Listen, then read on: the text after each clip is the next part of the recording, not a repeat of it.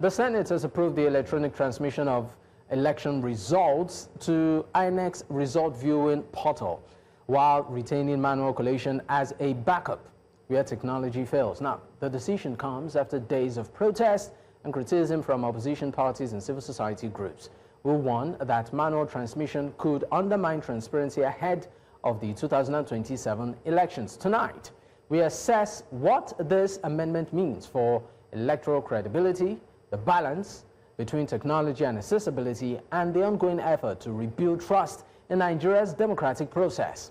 Well, joining me this evening to discuss this is Professor Simeon Nnah. He's a public affairs analyst. He joins from Lagos. I also have in the studio Miss Nkolly Edo-Obumse. She, of course, is a forensic analyst and MD Analysis and Answers Limited. It's great to have you, gentleman and lady. Good evening. Good evening. All right. All right. Let me start with you, Mrs. Edo-Obumse. This move by the House, after much clamor, to say, you know what, let's allow for the electronic transmission of results, but with a caveat that on the side, as backup, we still have the manual collation. After all of the protest and all of that, would you say that to a very large extent, we have a Senate that maybe decided to just listen to the people, and does this build your confidence in the process in advance as a Nigerian? Absolutely. I have confidence in the Senate, and as a forensic analyst, I've been in this job for over the years, more than 15 years. INEC is evolving, and what happened in 2011, 2015, 2023, and 2025 will show you clearly that INEC is evolving. They are making laws to by evolution, what do you mean? Are you saying evolving positively? Positively, okay. Positively, they're impacting positively in our electoral life. Is this reflected in the quality of elections? Of course, absolutely, of course. So our elections, are you saying they're getting better? They are getting better. Really? Because as a forensic analyst, I have done a lot of work. But we have more cases. I'm sorry to interrupt you, ma'am, but we have more cases where Nigerians maybe do not seem to have a bit of trust in the system. We've seen politicians, I mean, cases more or less end up in courts with the judge determining the winner as against politicians will always be politicians. They will always play politics. But I am telling you that if you flip the coin on the other side, the people protesting will not protest. That is politics for you. But why do we have most of them were beneficiaries of this system. So why do we still have a trust deficit in the process? I don't know.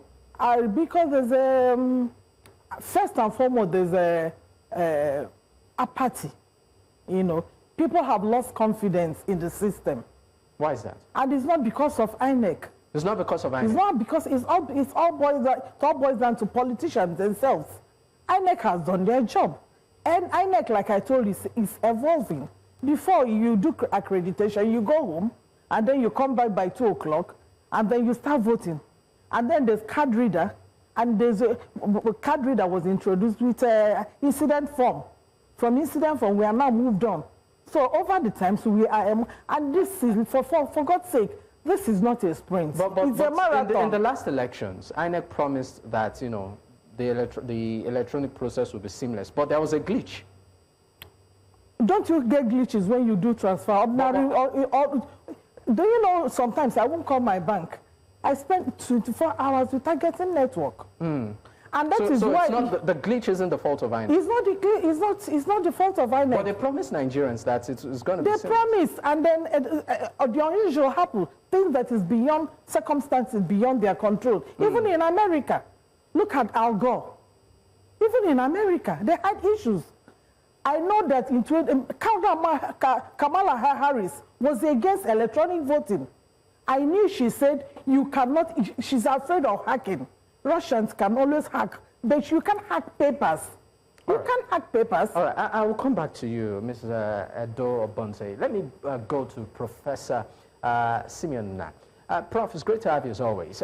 If you choose to react to some of the things that have been said, is great. But I would also like to ask your reaction to this recent development, particularly by the House, as regards the electronic transmission of results. This has continued to generate reaction, with the caveat, particularly because of the caveat given that, you know, the manual collation will still serve as some sort of backup. Are we seeing a replay of some sort of 2023 elections play out here? Yeah, it resonates with me that the Senate does not have the masses at the back of their mind.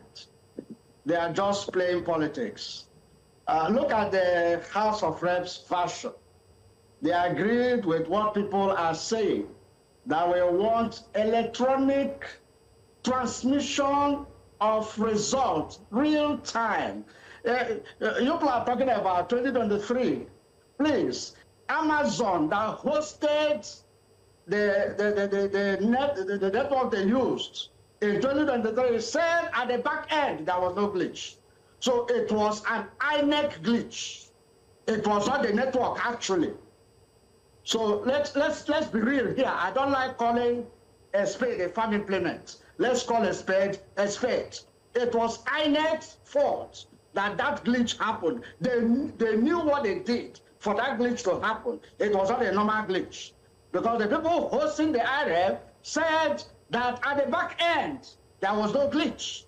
That's by the way. You see, I've been following elections. In fact, in 1979, I was a returning officer in FEDECO. Then we didn't have INEC. I don't know what that I is doing there. I've said it before. I'm saying it again. Maybe we should change the name to NEC. Or back to FEDECO. After all, we changed the national anthem. So what stops us from changing this name? Because this independent there makes a nonsense of the whole thing. However, a new sheriff is on the saddle. Let's give him a benefit of doubt and see what he's going to do. Maybe with the Osun election, that will be a test case for him. After that, we'll know the way forward, whether he will follow the trajectory of others. Yes, there has been improvement in INEC method of doing things, but you'll discover that people's confidence in INEC have been eroded over the years. In the last election, was it about 27% or 30% of the voters that voted? No. Can you now compare that with India, that have over 9 million voters, you know, voting in an election? See, let's be real here. There's a there's a Department of Voter Education in INEC. What are they doing? How many people have they educated? They're just collecting money and telling us we are going to do this, we are going to do it. We're tired of those rhetorics. We want action. We want action. Let the new INEC rep. See, the question that they have not answered, though INEC is not outside Nigeria. Members of INEC, I remember in 1976 or thereabout, they wanted to change the name of WAEC. The then registrar, SMO Aka, said something. He said the problem with WAEC is not the name. If you change the name WAEC, have you changed the people working there? So the problem with INEC is not the name anyway, it's the people working there. All right. So now, have we changed the people working there, their mindset? Because I've not seen anything new, except that the new man has not been tested. That's the only thing I can say for now. All right, Professor. Once he does the Osun election, we'll be able to know where it's going. The Anambra election, he just tried to conclude something that had already started. All right, Professor, thank you so much. I'd like to bring into the conversation Dr. Nwachukwu Anakweneze. Is a former PDP presidential aspirant, and of course he joins virtually from the U.S. It's great to have you. Thank you for joining the program, sir. All right, I mean, before we go on our break, the very first break, I'd just like your reaction to this recent development also. Would you see this as a step in the right direction, particularly in lieu of the 2027 elections, which of course Nigerians have started counting down? In this world where AI is ruling, everybody in the world is on top of internet, electronics, how can you be saying that Nigeria is not ready for transmission. It's a bloody lie. Somebody is trying to rig the election ahead of time. You can hire, come to America, you can hire electronic companies, tech companies, they can do it within 1 week. It's not true. It's a plan by a party to rig the election. And it's a disgrace because the whole black world is depending on Nigeria. They're looking at Nigeria to take the lead as the firstborn of the black people. And then we're doing all these nonsenses. They're looking at the world, they're disappointed. How Nigeria, you have people sponsoring bandits and killing people, and murdering people for religious reasons. The world is disappointed, they're disgusted with us. We are supposed to be the leader of the black world. We're supposed to be showing the example. They have to do the electronic transfer. Nigerians should demand for that because you just pay money, you can get a high-tech people in Europe or in America. If voting is possible. All right, thank you very much. We'll go on our first break. When we return, we'll expand this conversation to look at the implication of this, particularly as the 2027 elections draw closer, and of course INEC has released the timetable of things in advance. Stay with us, we'll be right back. Many thanks for staying with us. It's still Politics HQ on News Central Television, and of course we are looking at developments in lieu of the 2027 general elections in Nigeria. I still have my guest with me. I have with me in the studio Mrs. Nkolly Edo-Obumse. She's a forensic analyst. She's live with me in the studio. I also have a joining virtually, Professor Simeon Nnah is a public affairs analyst, and Dr Nwachukwu Anakweneze is the former PDP presidential aspirant. Gentlemen and lady, thank you for staying with me. Let me come straight to you, Mrs. Edo-Obumse. Now, today, of course, marks the 50th anniversary of the failed coup d'etat that saw the assassination of General Murtala Mohammed. And of course, Nigerians, of course, are asking questions in terms of how we have evolved over the years, in terms of our democratic evolution and system of governance. For you, as you know, a Nigerian citizen, reflecting on those times and now, what would you say much has been achieved? Yeah, of course, Nan. Because they said that the best of military government is the best of military government is worse than the best of democratic government. For me, Nigeria has evolved democratically since 1999. There's no gainsaying about that. We cannot keep lying to ourselves. The problem we have with a democracy is politicians themselves. If politicians can decide to play by the rules, INEC has no problem. You keep insisting. Yes, because because I'm a forensic analyst. I go to the field. Politicians are not ready to work. So how they are not ready? The Prof just talked about sensitization. INEC has a sensitization and voters education department. It's open. How many political parties makes use of it? I just know about 2 people in the entire country. For God's sake, democracy or election is not a sprint, it's a marathon. You get to build it. They're talking about IREF. INEC has IREF. What about from EC60E? Where people can view their results. Is there on the wall? Before this IREF electronic. And INEC is not saying they are not going to transfer electronically. But all they are saying is that they must have a backup. They must have a backup. If you are against from EC8A, if you're against manual voting or manual backup, then you have reason. You have your reason is best known to you. Because most times, if the electronic transmission fails, well, what do? If there's no backup, there'll be total confusion. But they're giving you options. We will do this, but there must be a backup. And for God's sake, from EC8A is a beautiful document. Everything about the election starts and ends in that particular piece of paper. Everything you need to know, accreditation, everything. What you're saying is that in all of this, to a large extent, INEC is absolved. INEC is absolved because you have to do your own part. And it's the politicians. And the politicians, I am blaming the politicians. Look at the people that are protesting. Are they not beneficiaries of rigging?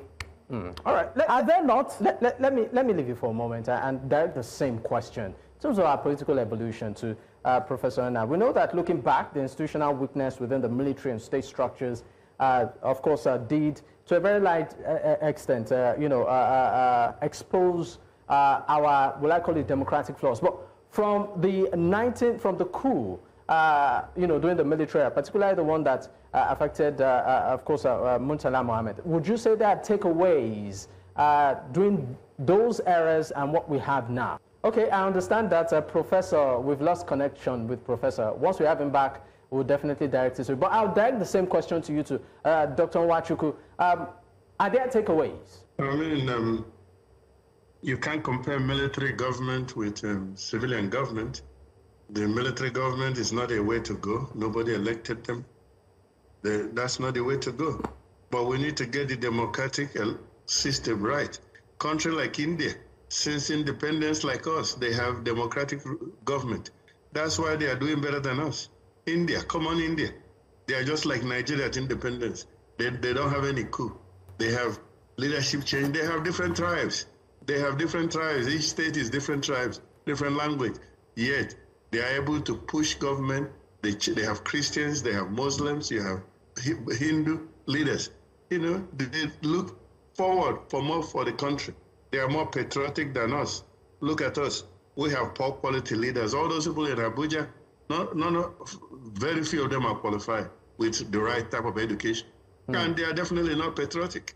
They are not looking out for what's the best interest of the common Nigerian. If you have the right people there, Nigeria should be a world power now. I'm not talking about in the future. If you have the right people who are serious and heavily educated, look at China. All the people that are leaders are engineers or doctors or lawyers. Look at it. Look at China. Look at India. Look at us.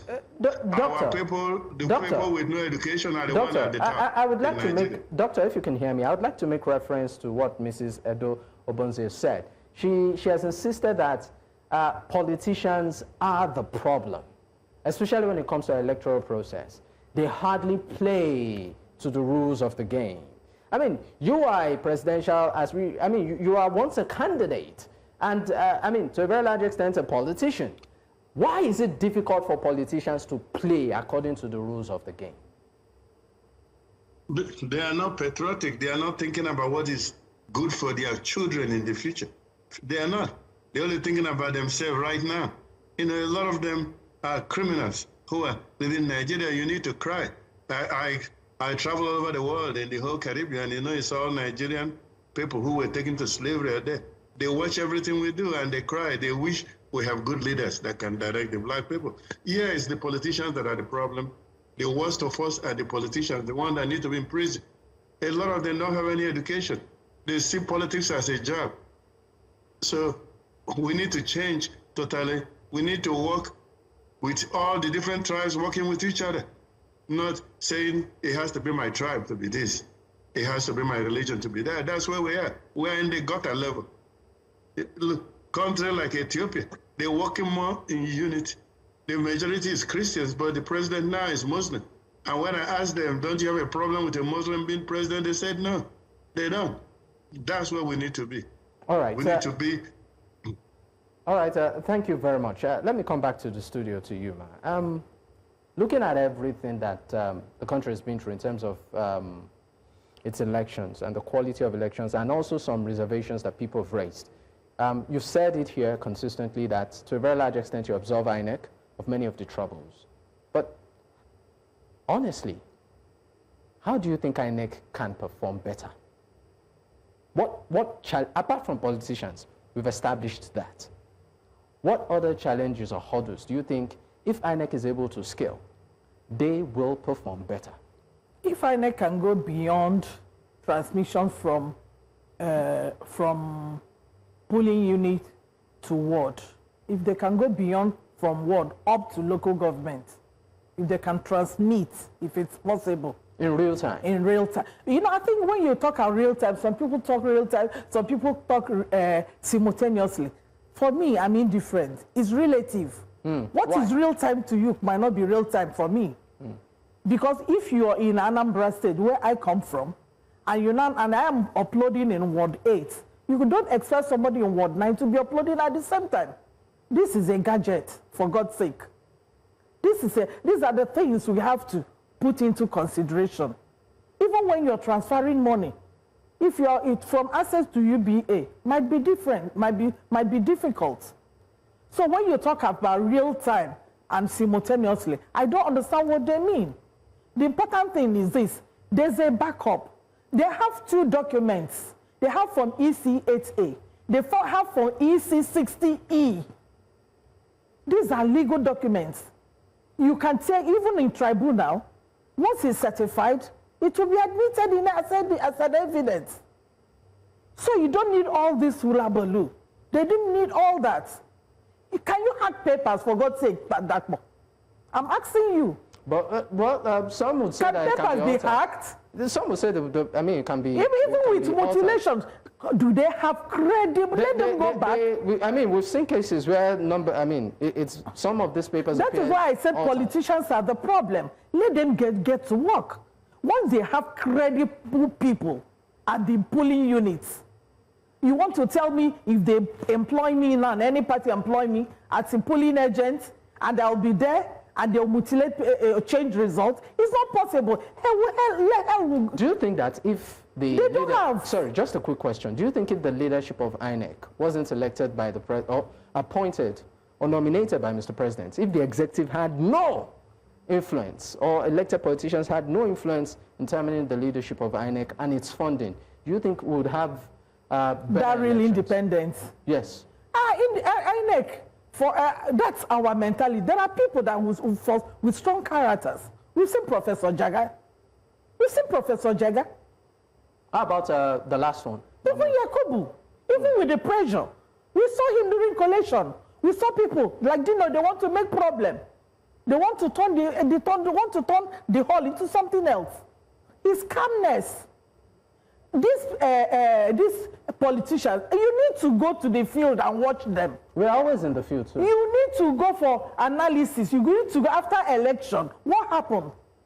If you look at the votes, do you know, even with beavers, they manipulated beavers. Okay, so it happened in Oshu, Adeleke, assuming one of the judges there didn't give a deciding judgment. Adeleke will not be a governor today. Let's use Edo State, this last election, as, a case study. Yeah.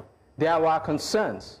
There was a particular civil society group that raised concerns that what was uploaded, was pretty much different from the hard copy that was at the office of INEC. What do we blame here? That from ECA. Yes. There was this discrepancy. At the end of the day, you go to the tribunal. You go and prove your case. Who do we blame here, the politicians or INEC? Because we believe that these papers or these documents are within the custody of INEC. I blame the politicians. Still? Yes, because you are supposed to have a credible agent representing you. From the ward level, from the polling level to the ward. There was discrepancy here. No, where were you when they were uploading? But it's meant to be within the custody. No, where were you when they were uploading? Do you know, I go around and sometimes I say, when are agents of this political party, you don't get to find them. Sometimes we go for inspection after election, post-election. And you get there, you will find a lot of documents missing. They said ad hoc staff, they didn't return it. All right. So most times, what I am actually advocating is this. Politicians must get to work. They must get credible people at the polling units. If you have a credible people, because most of them don't even have polling agents. So it's easier that way for them to be marks to be manipulated, mutilated, and something else transmitted. All right. But if you have somebody there, it's not going to be possible. All right. Thank you very much. Before we wrap up this first half, I would like your reaction to some of the things that have been said. Dr. Anakweneze, and your final thoughts on this issue. Well, we need to get our act together as African people, black people. We need to be serious in this world. The elections needs to be done, and it needs to be credible. It's the politicians that I blame. We had election in Anambra. Our own election went well. We know who's the winner. We vote, we stay there until they count the vote, and then they read our result. We know what our result is. We keep our own record, and it goes well. We can do the same thing in the whole Nigeria. You know, we need to bring in the best people, because I feel sorry for young people like you. Their future is being destroyed as you're watching now. So we need to take it seriously and get credible leaders. Our leaders are one of the worst in the world. Political leaders are the worst in the world. So that's all I have to say. Well, I'd like to say a big thank you for your time on the program this evening. Dr. Nwachukwu Anakweneze is a former PDP presidential aspirant. I'd also like to say a big thank you to Mrs. Nkolly Edo-Obumse. She is a forensic analyst. Gentleman and lady, thank you for your time. Thank you.